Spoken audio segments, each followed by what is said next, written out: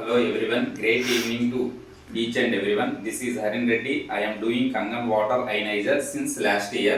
ఈ రోజు నేను మీకు కంగన్ వాటర్ తాగే విధానం గురించి ఎక్స్ప్లెయిన్ చేయబోతున్నాను. Miracle ionizer Kangen water ionizer Japanese technology machine.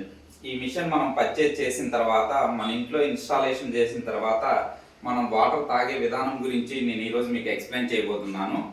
Power button on చేస్తే మిషన్లోకి పవర్ వచ్చి వెళ్తుంది.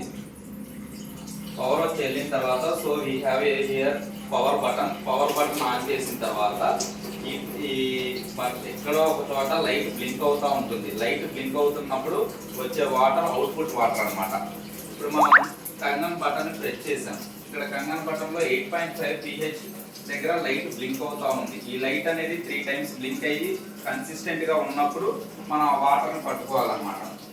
ఆ వాటర్ని పట్టుకొని 3 years అబవ్ ఉన్న వాళ్ళు ఈ వాటర్ని 1 week నుంచి 10 days వరకు తాగాలి. ఆ తర్వాత 9.0 ఈ వాటర్ని 11th day నుంచి 20th day వరకు ఈ వాటర్ తాగాలన్నమాట. ఈ వాటర్ తాగిన తర్వాత 21st day నుంచి కంటిన్యూగా 9.5 pH water తాగాలన్నమాట.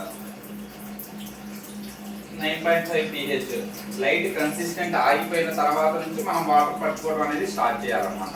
Thank you everyone.